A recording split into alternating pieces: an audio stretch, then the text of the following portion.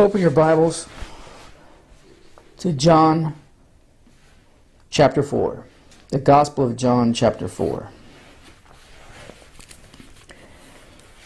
If I live long enough, or if Jesus does not return,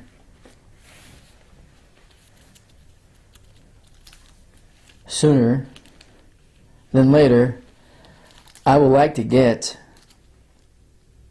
to the Gospel of John and teach through it verse by verse. In my opinion, it's the most important of the four gospel records that we have. Now, they're all important for their different reasons, but as far as the salvation message, it's the most important. But we'll see. Let's start with verse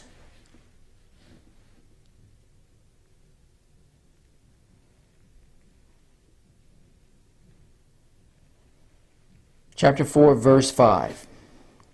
Then cometh he, that's Jesus, to a city of Samaria, which is called Sychar, near to the parcel of ground that Jacob gave to his son Joseph. Now Jacob's well was there. Jesus, therefore, being weary with his journey, sat thus on the well.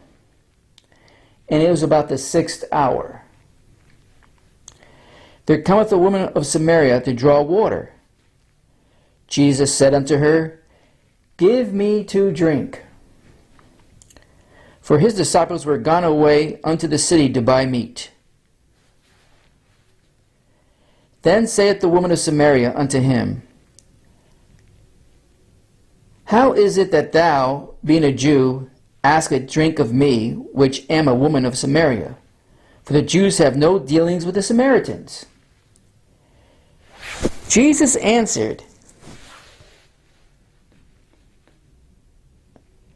If thou knewest the gift of God,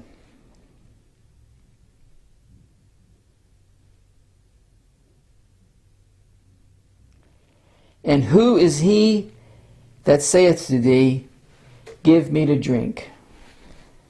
I was tempted to stop there on the gift of God, because that's a message in itself, but that's not the message tonight. If thou knewest the gift of God, and who it is that saith to thee, Give me to drink, thou wouldst have asked of him, and he would have given thee living water.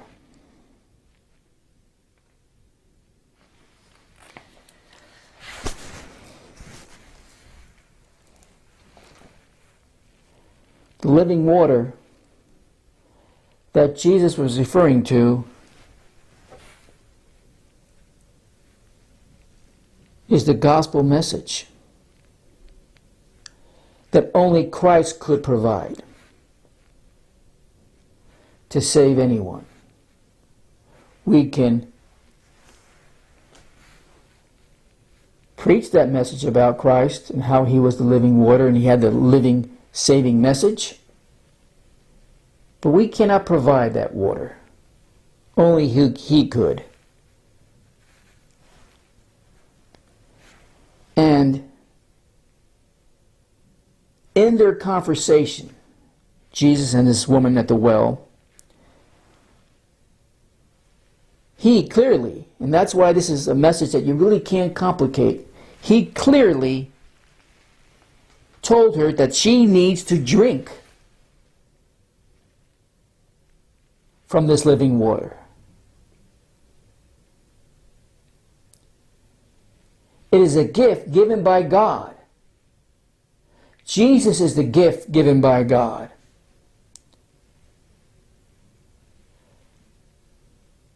The gift that eventually would save us, would rescue us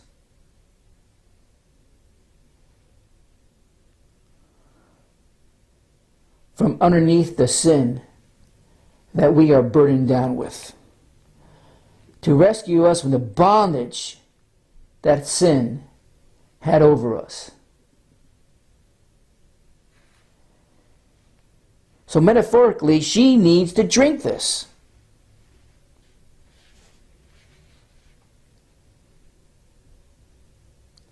The gospel is pure, fresh, clean, living water.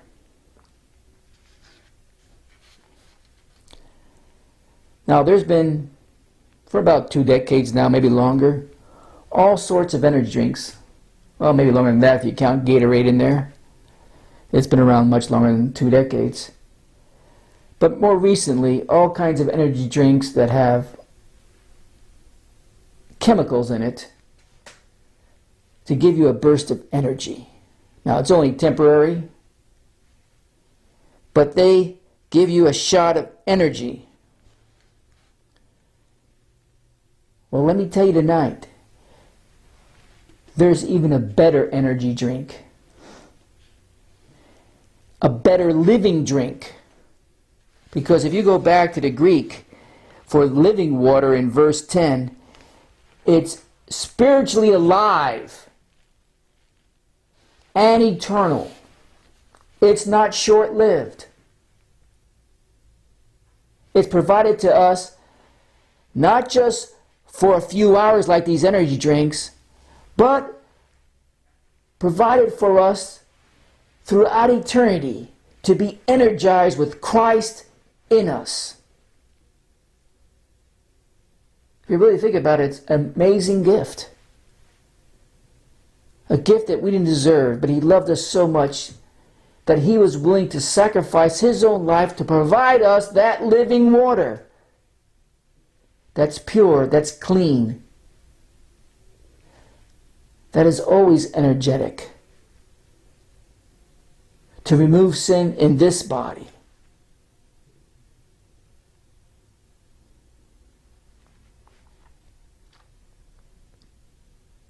If you really think about it, it's a shot of immortality in the spirit realm, and eventually, not just in the spiritual realm, but in the realm that we have that provides us a new body. Something similar, if not exactly like Jesus Christ had when He rose from the grave. Jesus is presenting this woman at the well a picture of pure living water, crystal clear.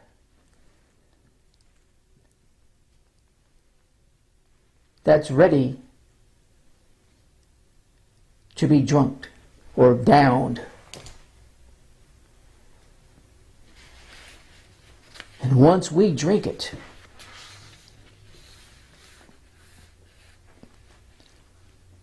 He wants us also to hand it out, to provide it to others. Who? Others that are thirsty also. Imagine how hard it would be to get others to drink a glass of water. Now paint this picture. I'm going to put a picture up. If that water was cloudy and dirty, or maybe even had mud in it, put up that picture if you have it. It says, like I told you, I'm trying to make this as simple as possible so no one can be confused what Jesus has provided. Just imagine with me, on the right there is pure, living, eternal, clear water. On the left is dirty, muddy water. You could drink it if you want, but it won't do you any good. You'll still be in the same miserable condition, if not worse, that you're in if you're looking at those two glasses to satisfy your thirst.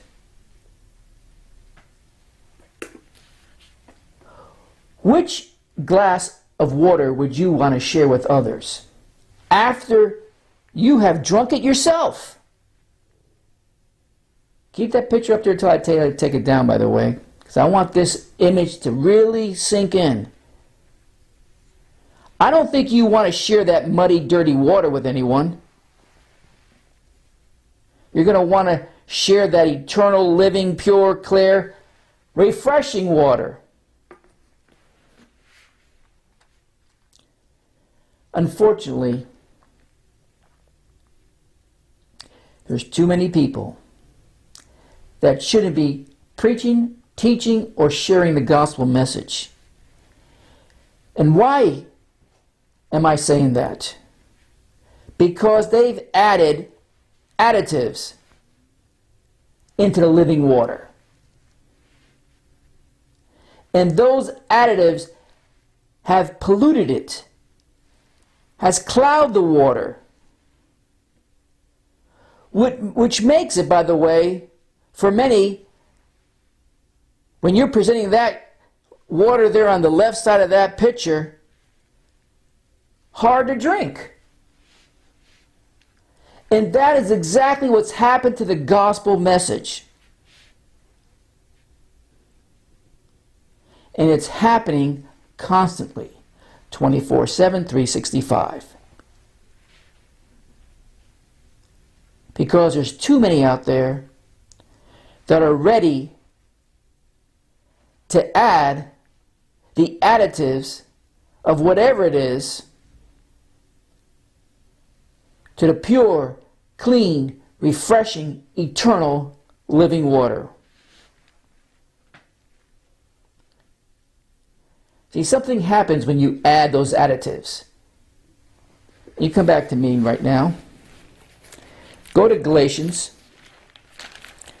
chapter 1. Verse 6. Galatians chapter 1 verse 6 reads, I marvel that ye are so soon removed from him that called you into the grace of Christ unto another gospel. And we've been through this verse before, another of a different kind. Which is not another, but there be some that troubled you, and would pervert the gospel. Pervert there is to twist it out of shape, to deform it. Or, as in that picture, to cloud, to add the additives that make it cloudy and muddy and hard to drink. And if you did drink it, it wouldn't do you any good. In fact, it'd probably do you'd be in a worse position before you drank it. But though we or an angel from heaven preach any other gospel unto you than that which ye have preached unto you, let him be accursed. And Paul said it again in verse 9. And we said before, so say I now again. If any man preach any other gospel unto you than that ye have received, let him be accursed. What Paul is saying, you have already received the pure, living, eternal water.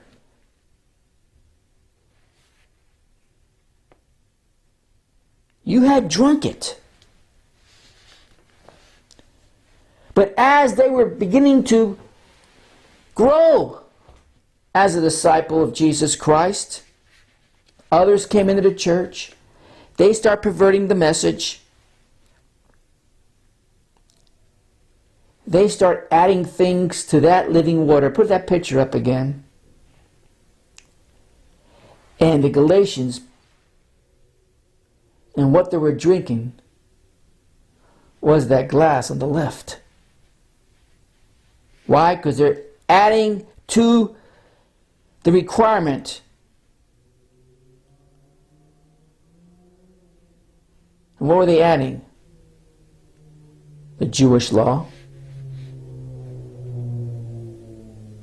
They were adding the requirement of the Jewish law. See, what you see there on the right, what you see there on the right in that picture, that pure living, eternal, refreshing water, is Jesus. I don't think I can make this any more simple than what he provided. What you're seeing there on the left, what Paul was dealing with the Galatians, is Jesus plus works. And if you can imagine with me, even a step further away from that pure living water, imagine that glass in the left, where it's not just a shady brown, but it's black as can be. That would be just works. What you see there now is Jesus plus works. And there on the right is just Jesus. It's just Jesus.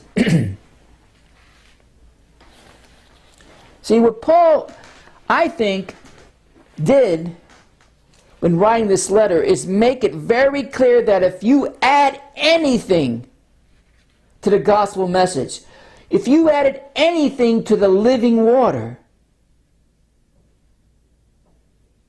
it's no longer living. There's no living water whatsoever. Why? Because it's no longer the gospel. Because they added works.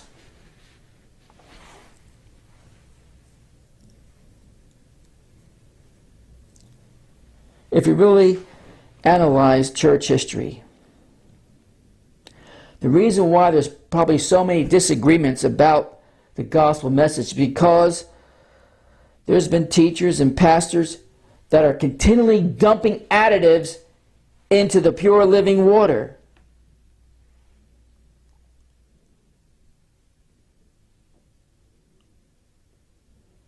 My friend, the pure, living, eternal water, you come back to me, is clear and it's free.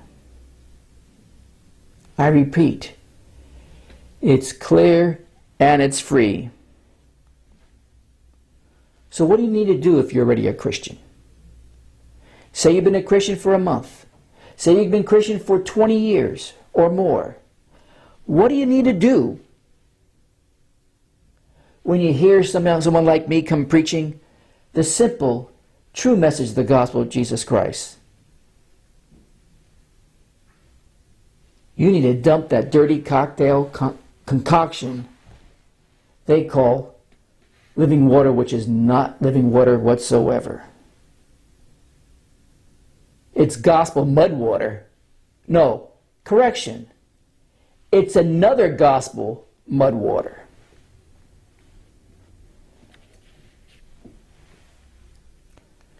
See, those phony gospels, those another gospels, that muddy concoction they want you to guzzle down does not satisfy your thirst. So what do you keep on doing? You keep on continuing to guzzle and guzzle and guzzle. You're never satisfied. You never reach that point of peace regarding your salvation. You're always unsure. You're always afraid. You're always worrying about, what if this happens? Or what if I did this? Or can I lose my salvation over here or over there? Dump it out. Can I make it any more clearer to you? Can I make it any more simpler? That you not only need to dump it out, but throw the glass away. Or else, you're going to remain thirsty. And that thirst will not be quenched.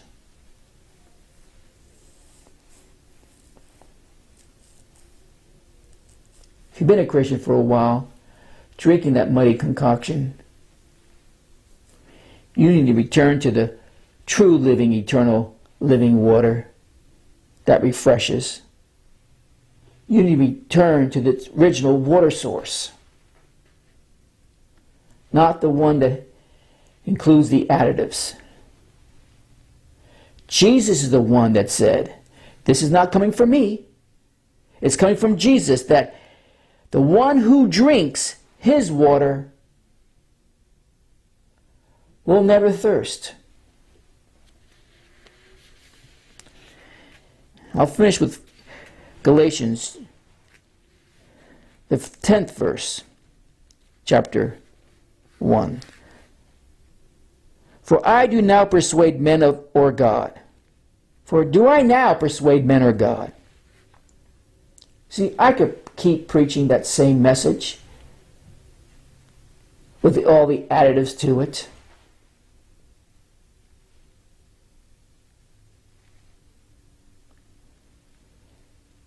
Because that's what all the other preachers are doing, or most all the other preachers. There's some that are not. But it's a lot easier to be accepted by the mob, both in the preacher world and in the congregational world, if you just don't go off script. For do I now persuade men or God? I choose God.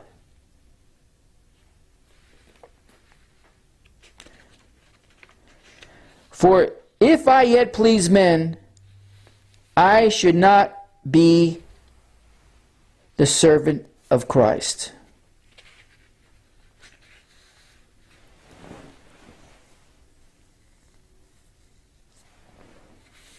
I choose not to be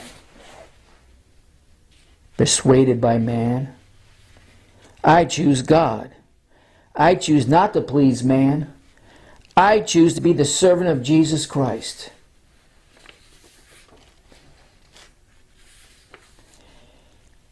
I choose to serve the one who offers pure living water.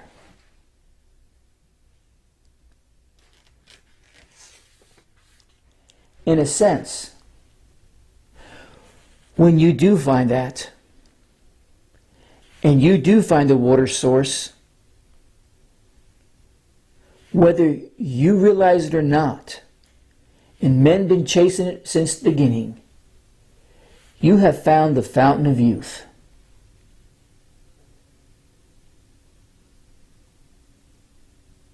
Ponce de Leon, in history, traveled all over through Florida trying to find the fountain of youth. He never found it. Well, my friends, we can find it. Spiritually, we can find that fountain, and eventually with the new body, we'll have the complete package of the fountain of youth. But to find that fountain, you need a map. And that's why I said one of my favorite Gospels is John, the Gospel of John. It provides a clear map of how you find that pure, living, energizing, crystal clear, eternal water. Now, I plan to continue with this message concerning what we find in the Gospel of John in the future. But I wanted to finish this section of the Change Your Mind series with the most simplest way I could present it, so others can find it and also drink from it, as I have, as you have. And let's share what we found with others. If you got it, I want to hear from you. Let me know.